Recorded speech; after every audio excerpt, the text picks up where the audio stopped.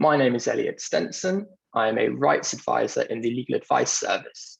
Our team provides free employment law advice and assistance to working parents and carers. I'm joined by Katie Salt and Emily Pritty, who head up the Legal Advice Service as a job share. This is a webinar set up by Working Families, the UK's work-life balance charity. Our mission is to remove the barriers that people with caring responsibilities face in the workplace. Emily and I are joint heads of the Legal Advice Service. We're both solicitors specialising in employment law, and we job share our role in the Legal Advice Service as we balance this alongside the unpaid work of caring for our 8 children between us. As Elliot has said, in the Legal Advice Service, we provide free legal advice to parents and carers on their rights at work via our advice pages, a free phone line, and an email contact form. As the pandemic unfolded, we were inundated by working parents and carers urgently seeking our help as they struggle to remain in work and meet the needs of their families. We estimate that we saw up to a 6-fold increase in the number of people getting in touch with our Legal Advice Service almost overnight. Thanks. So Working Families as a charity is unique in that we have 3 interconnected audiences. We speak to parents and carers, as we've said, on their rights at work. We have a team that speaks to employers on best practice, and our policy team try and influence at the parliamentary level. So we drive positive change in these 3 ways and hopefully have a vision from both sides of the equation. We're delighted with the news this week that employees will have the right to request flexible working from day one, although lots of what we're talking about today won't really change. It just will shorten that right to request from 6 months down to a day one right. As a charity, we'd love all jobs to be flexible by default, and we'd hope this will follow at some point. We've seen a lot of positive things to come from the changes in the workplace from COVID, and let's hope that we move forwards rather than backwards. But this talk is based on the law as it stands today. So what to expect from today? The webinar will be just under an hour. The first 40 minutes or so will be a presentation with quite a bit of us talking at you and slides covering the issues we talk about. And then as best we can, we will run a Q&A session at the end. We will do our best to answer questions you have. We will not be dealing with questions live in the first part of the presentation, although we will try to respond in the Q&A function and link to our guidance pages where we can. We will pick up as many questions as we can at the end of the session. As I said, this session is being recorded, but it may also be worth taking a note in case we cover something significant to you. And finally, before we get started, if we don't manage to get to your question, please take a look at the comprehensive online advice on COVID-19 and our guidance on rights at work, where we have compiled many queries that we have received to date by more than 1.6 million people. Many questions you may have should be answered on our website. If not, you may decide to use the contact form on our website or our helpline to get more detailed advice and guidance. As well as this, we'll be sharing our slides after the event, and we'll try to include the answers to any questions with this to those who have signed up. This will be sent to the email that you have registered with. Right, now that's out of the way. Flexible working, what is it? Flexible working is requesting reduced or increased hours, a change in your hours, to compress your hours, which means, for example, working full-time over 4 days, by example, or to work from home, basically to change your working conditions in a more flexible way. Currently, it is still only a right to ask, and it's not a right to get, so you can ask to reduce your working hours to look after your children by making a statutory flexible working request. And we have lots of info on what that means and how to present it on our website. Your employer has to consider your request, and if they do not, then there can be significant consequences, as we'll see a little later on. But they can refuse because of the impact it would have on the business, so it's really important you prepare it carefully. They may also act reasonably. They must also act reasonably when considering your request. There is guidance by ACAS on what employers must and should do, which will be discussed later. If granted a flexible working request, this will result in a permanent change to your terms and conditions unless stated otherwise. And so it's important that if this is only a temporary measure, that you set this out in your request. So here are some examples of what flexible working can mean to you. As I say, reducing your hours to work part-time, for example, changing your start and finish times, having flexibility with your start and finish time. This is sometimes known as flexi time. Doing your hours over fewer days or compressed hours, working from home or elsewhere, or sharing the job with someone else, as Emily and Katie do.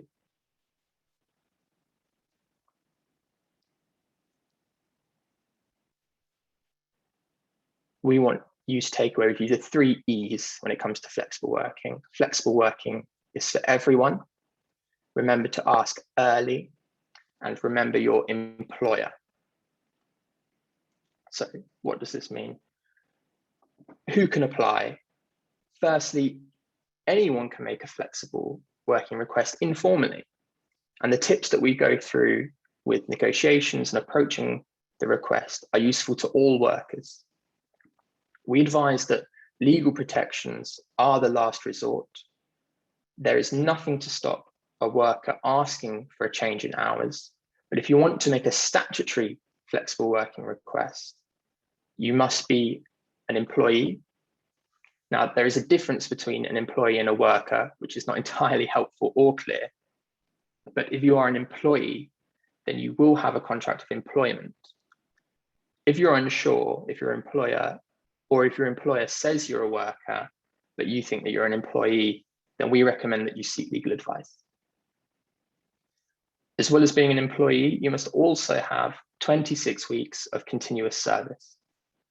Now, if you have a 0 hours contract and do not work a regular shift pattern, this likely means that you are not eligible for the statutory formal flexible working request, as you will not build a length of service.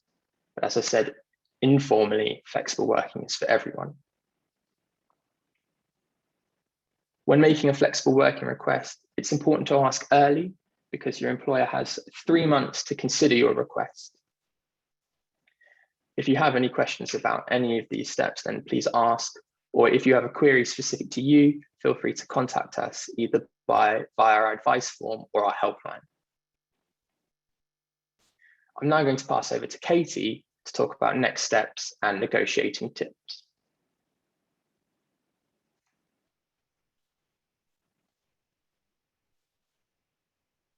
You're on mute. It was going to happen at some point. There we go. Sorry. Yes, sorry. As Elliot said, anyone can make an informal request to work flexibly or for a flexible working request. And in any case, we would always recommend starting with it with an informal conversation. Employment law and employment law rights are often in practice a negotiation. So as a first step, after deciding that you want to alter your working conditions, we recommend that you make an informal request. This is because many employers will likely just agree, and therefore there wouldn't be any need to go through the statutory process. We would say that even informally, you should have things in writing. This is so that you have a record of any change agreed and your employer cannot go back on the agreement. It is also helpful to have a written record just in case the request is refused and you need to appeal or take things further. It's also a good idea to ask informally because often employers are more amenable to informal conversations. Step 2, where you can, is to make a statutory request. As Elliot has highlighted, there are some formalities to this process that I will not read out to you, but they are on the screen if you wish to take a note. And as we've said, you'll get a copy of the slides. They're also on our website. Your employer can take 3 months to respond, so it's important to get these in early, but you can also ask your employer to see if they could reply sooner. Flexible working requests must be properly considered, and the ACAS code suggests that employers should consider requests carefully, looking at the benefits of the requested changes for the employee and the employer's business, and weighing these against any adverse business impact. Try to set out the benefits to both you and your employer, as well as how you suggest any potential difficulties can be overcome in your request letter. It is important to set out the benefits to your employer and give as much information as possible about the change you want and the reason why it is necessary for you. You could explain you will be more engaged and productive if you were given this flexibility, and you can talk about how you enjoy your role and that this would be a huge support to you as a parent and carer. It may even be necessary for you to continue your job. Many employers report productivity gains, improved morale, and employee engagement and retention when flexibility is offered. This really could be a win-win for both. So negotiating flexible working, how to prepare for a flexible working negotiation. As we've said, start with an informal conversation first. Speak with your employer to see if they would be open to a flexible working request and any objections they may have. Knowing in advance your employer's mindset may help you to avoid refusal because you can address their concerns in your request. Always plan ahead and be prepared to suggest solutions and compromises. Think about what your employer's objections may be and how you can address their concerns. For instance, if your employer is worried that a flexible working pattern would impact performance, be prepared to explain to your employer how you can make sure that you will keep up performance. Also think about other flexible working arrangements that might work for you and your employer. For instance, if your employer won't agree reduced hours, you could suggest a job share. Also, it's worth gathering information from colleagues who work flexibly. Do you have any colleagues who have made a flexible working request? If so, ask them about their request and what made it successful and unsuccessful, and any tips they have for how it's working. Negotiate in an open, positive, and solution-focused manner. Try to keep your conversations with your employer positive by focusing on what can work for you rather than what is wrong with your current situation. If your employer has objections or concerns, you can overcome these by offering alternative solutions or compromises. Listen and acknowledge any concern your employer may have and be ready to present solutions. Again, we've already said this, but we can't say this enough. Keep notes. Try to document all conversations about flexible working in writing if possible. This is important in case your employer tries to change their mind or refuses your request and you would like to challenge their refusal. An effective way to take notes is to send an email to yourself at the time, because then that will also give you a timestamp of when the conversation occurred.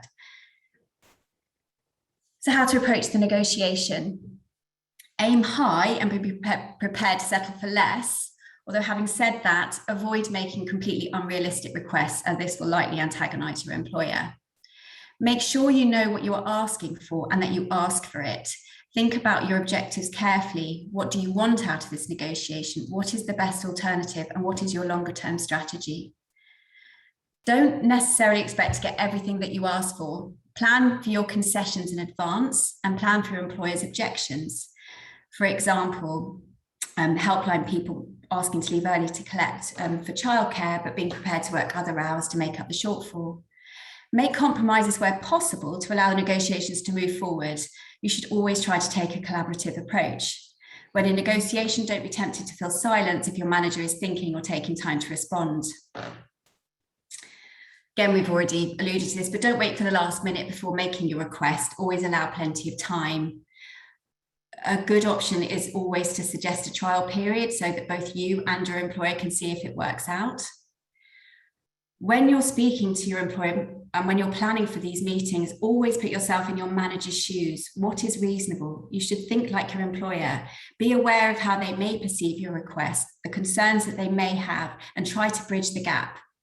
Always offer as much flexibility as you can on your side of the proposal so that your manager sees that you're willing to be flexible too. You should be tough on issues, but soft on people. Focus on maintaining the relationship with your employer. Try to get your employer on your side, wanting to help you. Gentle persuasion is always better than legal threats. And when employees are constructive, it often leads to more concessions. It seems obvious, but a calm conversation is always best. Stick to the facts without exaggeration. If you overstate your position, again, it is more likely to be strongly resisted.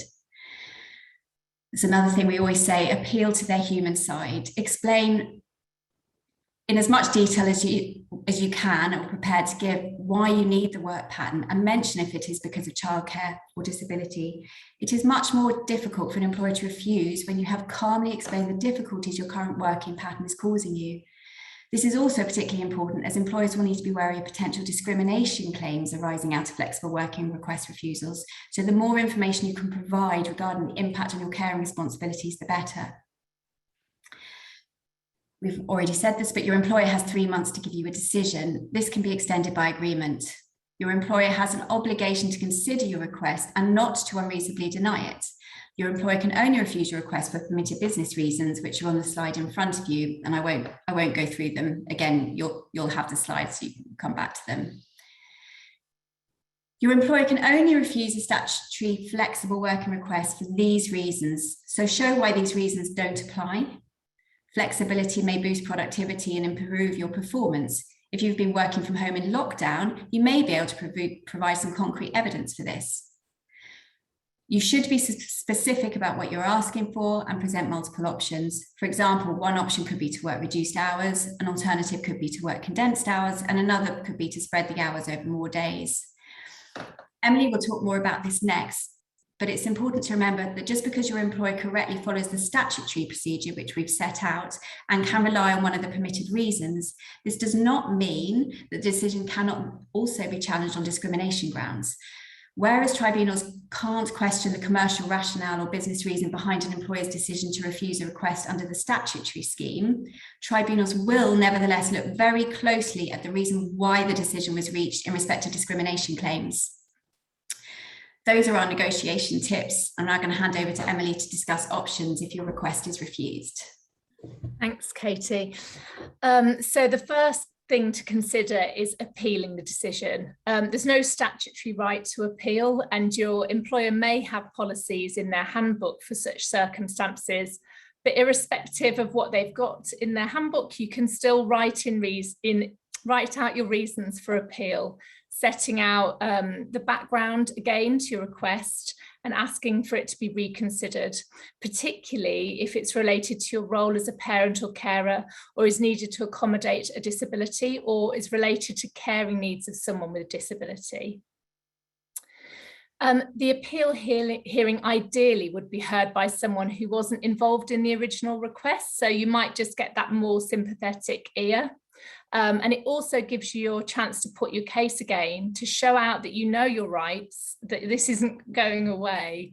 And potentially, if you do need to take things further, then it will demonstrate that you gave your employer every chance to negotiate. So the things to raise in your appeal are if you feel that you were treated unreasonably, or if it was just a blanket refusal with then given a reason of one of the listed reasons, but it wasn't genuine, you can include this and the reasons why. Katie mentioned the ACAS code, which shows how employers should behave in best practice. If you have a look through that and see if there are any kind of breaches of the code, you would want to include that in an appeal. The code states that employees should be given the opportunity to discuss refusals, and particularly if the employee thinks it wasn't handled reasonably. And the code also suggests that appeals should be handled in a short time frame. You might want to look at how employers have handled other flexible working requests and see if they've treated you consistently, as this may indicate unreasonable behaviour or discrimination. So the next thing to consider, if your appeal is refused, you need to decide what to do next, and ultimately whether or not to bring a tribunal claim, which we generally advise should be a last resort. But once you've tried informal discussions of statutory request and appeal, then sometimes you have no other option. But we would recommend you seek advice before doing this, although the time limit for bringing any claims is usually 3 months, less a day from the actual complaining of, which might be the day the employer says no to your request. Unfortunately, there isn't a specific right to work flexibly, and not every request will succeed. Sometimes an employer's refusal will be reasonable and valid, but the majority of claims that relate to flexible working also tend to be accompanied by a discrimination claim. These are more costly and they get more coverage in the press. If there isn't a discrimination aspect, you can bring a claim for a breach of the procedure. These are for things, technical breaches, if your employer didn't respond in 3 months, if their refusal is not for a permitted reason. But the remedy is quite low. It's limited to 8 weeks pay, and that's capped at £544 per week. And that would be the maximum a tribunal would award. It's obviously quite awkward staying in employment if you're bringing a claim against your employer at the same time. And so these claims tend to be quite rare. It's more often that they'll be accompanied by a discrimination claim. If, however, you were dismissed for making a flexible working application, or because you brought a claim in relation to your application and were then dismissed because of this, you would potentially have a claim for automatically unfair dismissal. But again, take advice if this applies to you. So back onto discrimination. Even if your employer has followed the process to the letter of the law, a discrimination claim may still be brought. There are various forms of discrimination, but the two most common protected characteristics that come up in relation to flexible working relate to sex and disability. So discrimination has various forms. There's direct discrimination, which happens when, because of your protected characteristic, you're treated less favourably than someone without it. So, for example, employers tend to approve more flexible working requests from women just because of the burden of caring responsibilities. But if you're a male parent, have requested flexible working and it's refused, where your employer would ordinarily grant the request to women, then you could argue it's direct discrimination. I'll also talk briefly about disability discrimination, and Elliot will go on to the thorny subject of indirect sex discrimination.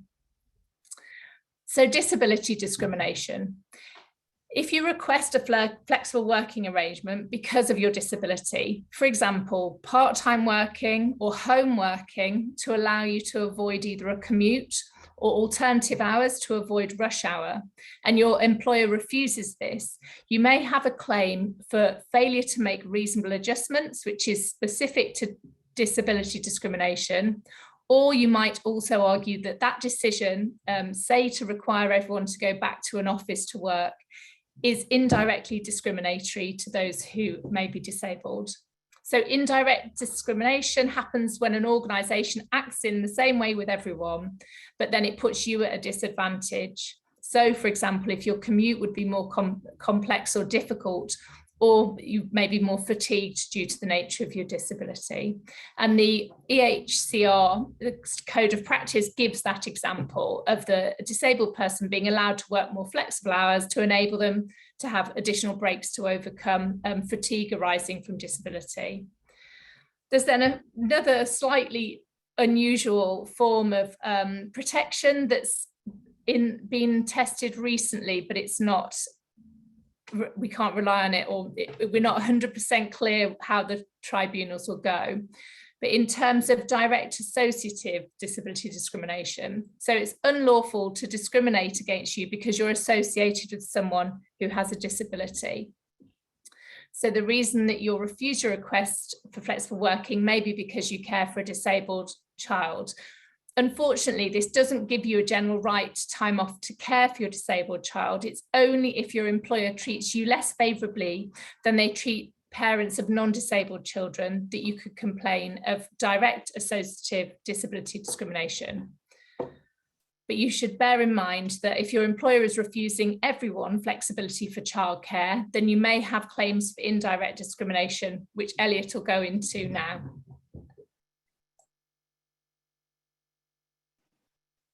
Thanks, Emily. So Emily did briefly touch on indirect discrimination there, but just to make it completely clear,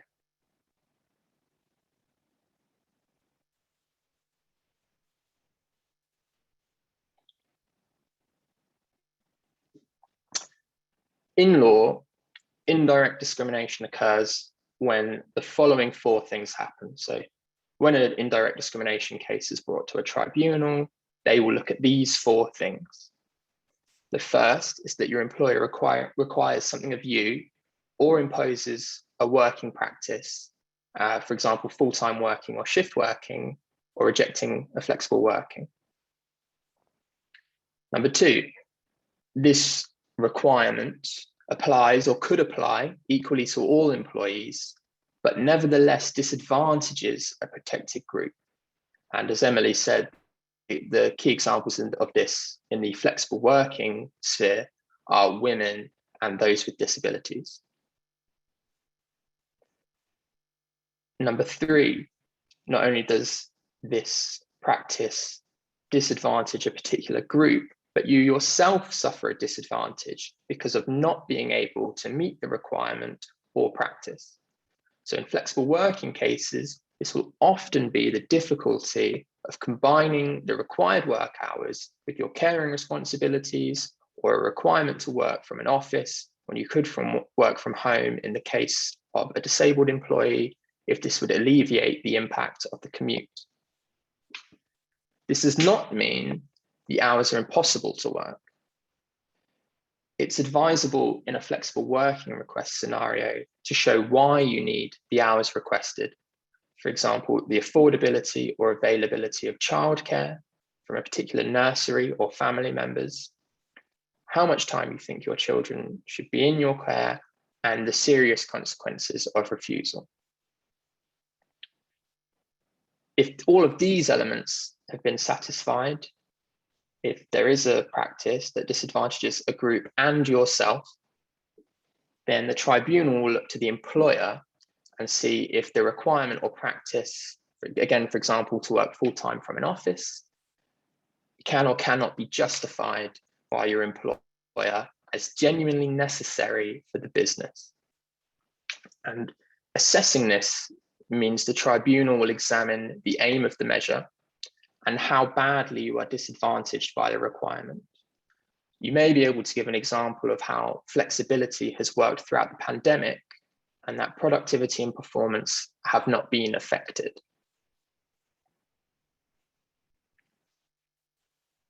When deciding whether indirect discrimination has taken place, tribunals look at individual circumstances in each case.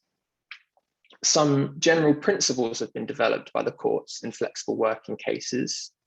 These are that the employer must show that they have thoroughly examined whether the change is feasible and whether problems insisting on full-time work will cause, and the problems that insisting on full-time work will cause compared to how essential it is to business. Inconvenience will not normally be a good reason, nor will added costs, if these are the only reasons for rejecting the change. An employer must consider the alternative work pattern you suggested and possibly any others that might help you. Another general principle is that the employer must not rely on generalizations for rejecting your proposal. Indirect discrimination is all about discrimination that's caused from generalizations. There are practices that apply to everyone equally, but are nevertheless discriminatory against particular groups. For instance, if your employer has a blanket policy against flexible working, and they may well justify this due to the fact that it applies to everyone, because of fairness to all employees, this cannot be a justification for indirect discrimination. Now, there have been two recent indirect discrimination flexible working cases, and I'm going to go through them now. This is the first, and it's made lots of headlines because of the numbers involved, but please note that the remedy will not often be figures this large. It's been successfully argued that because women tend to have more childcare responsibilities than men, insisting that women work long or inflexible hours can be indirect sex discrimination. So looking at this case, Mrs. Thompson made a flexible working request, and that was to work 4 days a week and leave early on certain days so that she could pick up her child from nursery. This request was rejected. The employment tribunal looked at whether this was potentially indirect discrimination and found that it was, and that's because there was a practice. It disadvantaged a group, women, and disadvantaged Mrs. Thompson herself. The employment tribunal then looked at whether the decision was proportionate, whether the employer could justify it, and again found, and in this instance found that it was not. The employer said that there would be difficulties with managing bonuses, which the tribunal thought could be resolvable. They said that they could not hire someone to cover the time off, but the tribunal found that members within the team of Mrs. Thompson could make up the small amount of additional hours. Ultimately, the tribunal decided that the difficulty of making these adjustments did not outweigh the discrimination faced by Mrs. Thompson, and so her claim succeeded. And this is just a recent example of how indirect sex discrimination can overturn a rejected flexible working request. Another recent case, one that didn't make the headlines, but is perhaps more significant in terms of the law, focuses on indirect associative discrimination. Now, I must stress at this point that this is very much new territory. This is not a binding decision by the tribunal, and so other tribunals can decide differently. And the law on this point is not yet settled. However, this may be an argument that you can use moving forward. In this case, Mrs. Follows has a disabled mother for whom she's the primary carer. And already, but prior to this request, Mrs. Follows worked partly from home. This case concerned a situation where an employer attempts to reverse or change the role so that the flexible working no longer applies. So in this case, Mrs. Follows' employer changed her role to entirely office-based. The Employment Tribunal considered the case for indirect associative discrimination. And this is where the uncharted territory is. This has never been done before, but it did find that there was a potential case. The tribunal accepted that due to Mrs. Follows' care commitments, carers for disabled people are less likely to be able to satisfy a requirement to be office-based than non-carers. And as such, the requirement to no longer work at home put Mrs. Follows at a disadvantage herself and carers as a group because of her association with her mother's disability as her principal carer. Again, the Employment Tribunal listened to the employer's justifications and found that they were not sufficient. So Mrs. Follows' employer claimed that it was justified because they need to provide in-person supervision. Interestingly, and this may apply to others, the tribunal said that this was in itself discriminate and therefore could not be a legitimate aim of an employer. There was discrimination within the justification itself. The tribunal also said that in any case, even if the aim was legitimate, it was not proportionate to Mrs. Follows' discrimination. Mrs. Follows was looking at being dismissed, and it was not proportionate to dismiss Mrs. Follows to achieve the aim of providing in-person supervision. Additional factors that were potentially damning to Mrs. Follows' employer were that they had not discussed alternatives. They had not provided evidence on which the decision was based, and they had ignored Mrs. Follows' view that the role could continue with her existing flexible working arrangement. As a result, Mrs. Follows succeeded on her indirect discrimination claim. But again, I must stress that this decision is not binding. It is merely a potential argument that you might be able to make if you are the primary carer of someone in your family. You may also have other rights under the Equality Act. We've not covered all of them here. If you think this is the case, we recommend that you get specialist advice. So when an application is denied, overall, and you may have a claim, overall, these are the next steps. So the first one is to try and resolve things informally. If that's unsuccessful, you may wish to consider raising a grievance. And moving forward, there is 2 steps that might avoid a tribunal case. They are attempting to find a settlement or one of the schemes through ACAS. ACAS has 2 schemes designed to avoid tribunal.